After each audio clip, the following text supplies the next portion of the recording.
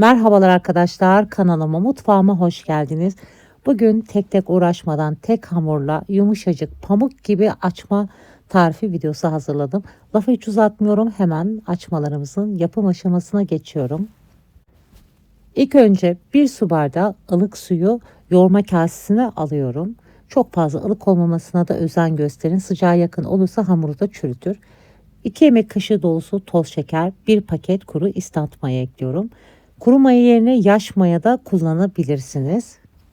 1 su bardağı ılık sütü de ekliyorum ve maya aktif olana kadar biraz karıştırıp üzerine yarım su bardağı sıvı yağ ekliyorum. Sonrasında tereyağı kullanacağımız için bu aşamada sıvı yağ az ekliyoruz. 1 küçük tatlı kaşığı mahlep ekliyorum. Mahlep neden ekliyorum? Açmalara çok güzel lezzet veriyor. Hani kandil simitlerinde o güzel koku aroma var ya, o kandil simidinde mahlep olmazsa olmazdır. 2 yemek kaşığı yoğurt ekliyorum. Yoğurdu da odasında biraz yarım saat kadar dinlendirdim. 1,5 tatlı kaşığı tuz kullandım. Tuz kendi damak tadınıza göre ayarlayabilirsiniz. Malzemeleri güzelce karıştırdım ve unu yavaş yavaş ekliyorum. Her zaman belirtiyorum. Benim verdiğim un ölçüsüne aldanıp da kesinlikle bir anda unu eklemeyin. Yavaş yavaş ekleyerek kıvamlı, ele yapışan bir hamur elde edene kadar yoğurmaya özen gösterin. Özellikle açma ve poğaçanızda bu çok önemli arkadaşlar. Açma hamuru poğaça hamuruna göre bir tık daha yumuşak olması daha güzel olur. Şimdi bakın, elim hamurlu, elime bayağı yapışan ama kaseden kalkan bir hamur. Gördüğünüz gibi bu kıvamda olursa hamurunuz tam olmuş demektir.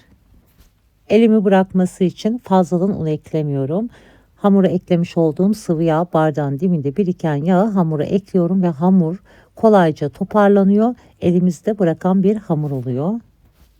Hamurun yumuşaklığını da görüyorsunuz. Bu hamura yoğurt eklediğinizde daha yumuşak ve lezzetli olmuş oluyor. Mutlaka sizler de yoğurt ekleyerek bu kadar güzel, yumuşak ve lezzetli hamur elde edebilirsiniz. Hamurun kıvamını göstermek için elinize aldığınızda elinizin altından akan bir hamur olacak.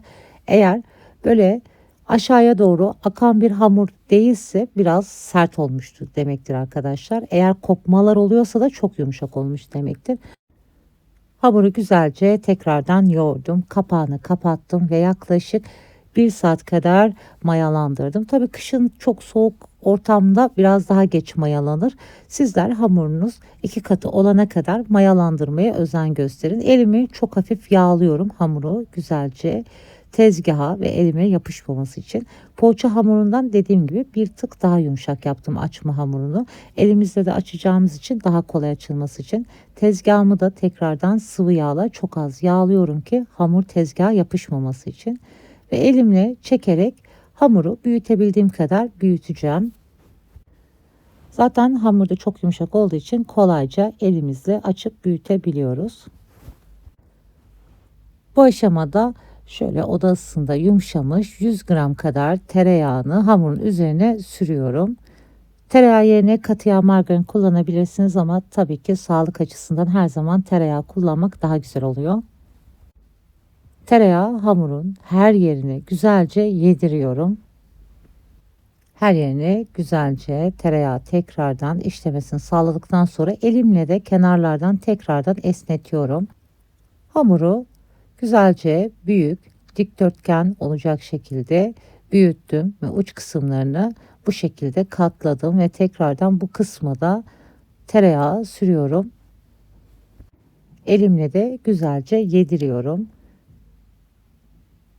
Ve bu katlama işlemini de yaptıktan sonra elimle tekrardan hamurun her yerini eşitledikten sonra büyütüyorum. Çok fazla inceltmeden bu işlemi yapmaya özen gösterelim. Bu sayede açmalarınız daha toklu olmuş olacaktır. Bu aşamalarda katlama şekillerini ve tereyağında hamuru güzelce yedirirseniz sonrasında açmayı yaparken daha kolaylıkla yapmış olursunuz. Hamuru 2 parmak genişliğinde kesme aparatıyla kesiyorum.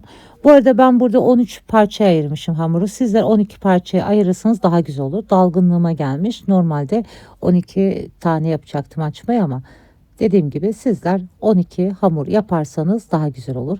Şimdi hamurları güzelce kestikten sonra kenara aldım. Gördüğünüz gibi kesmiş olduğum hamuru uzatıyorum ve ikiye katlıyorum. Sonrasında tezgahta bastırıyorum. Bir ucunu içe, bir ucunu dışa gelecek şekilde ve uç kısmını kolaylıkla hemen birleştiriyoruz. Tekrardan sizlere göstermek istiyorum. Çok kolay ve pratik bir yöntemle kat kat tel tel ayrılan açmalar yapabiliyorsunuz. Tepsiye yerleştirdim. Hepsini bir tepsiye güzelce yerleştirdikten sonra üzerine kesilmiş buzdolabı poşeti kapatacağım ve tepsi mayası yapacağım. Zamanınız yoksa 15-20 dakika tepsi mayası yapmanız yeterli olur. Şöyle 30 dakika kadar tepsi mayası yapıyorum. 30 dakika tepsi mayası yapmış olduğum açmaların gördüğünüz gibi harika görüntüsü oldu. Üzeri için 2 adet yumurta sarının içine 3-4 damla pekmez damlatıyorum ve güzelce karıştırıyorum. Pekmezi de açmalarınızın ve poğaçaların üzerine daha güzel kızarıp ve parlak görünmesi için ekleyebilirsiniz. Çok fazla eklememeye de özen gösterin. Aksi halde yanık gibi lekeler oluşabilir. O sebeple pekmezi de orantılı şekilde ekleyelim. Yumurta sarısı sürerken de sizlere ufak bir hatırlatma yapmak istiyorum. Kanalıma hala abone değilseniz abone olmayı, daha güzel tariflerden haberdar olmak için zil sesini açmayı unutmayın. Bu sayede başka güzel yeni tariflerimden anında haberdar olabilirsiniz. Yumurta sarısını sürdükten sonra simit susamı ekliyorum. Beyaz susam veya çörek otu da ekleyebilirsiniz. Sade olarak da yapabilirsiniz. Susam çok ayrı lezzet veriyor açmalara da.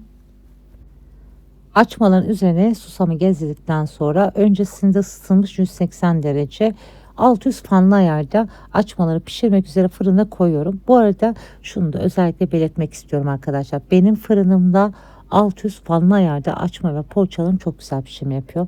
Tabii ki sizler kendi fırınınızı daha güzel tanırsınız.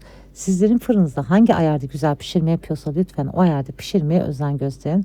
Orta rafta kızarana kadar gördüğünüz gibi açmaları pişirdim. Toplamda 30-35 dakika arası kadar zamanda pişti. Tabii ki sizin fırınıza göre bu süre değişiklik gösterebilir. Fırından çıkınca da ilk sıcaklığı çıkana kadar üzerine temiz bez örtebilirsiniz. Şu an hemen üzerine temiz bez örtmeden de ben sizlere ilk sıcaklığı ne kadar yumuşak olduğunu göstermek istiyorum açmaların. İnanın yumuşacık pamuk gibi oluyor bu tarifle. Üzerinde temiz bez örterseniz daha da yumuşak ve kıvamlı bir açmalar elde etmiş olursunuz. Bu arada bu hamuru akşamdan hazırlayıp buzdolabında dinlendirip sabahta şekilleme işleminde yapabilirsiniz. Şöyle hemen ilk sıcaklığıyla sizlere göstermek istiyorum. Tel tel oldular. Gönül rahatlığıyla çocuklarınıza, sevdiklerinize hafta sonu kahvaltılarınızda yapabilirsiniz. Gördüğünüz gibi kıvamı harika oldu. Şimdiden bu güzel tarifi deneyip yapacak olanlara afiyet olsun. Başka güzel tariflerde görüşmek üzere. Hoşça kalın, sağlıcakla kalın.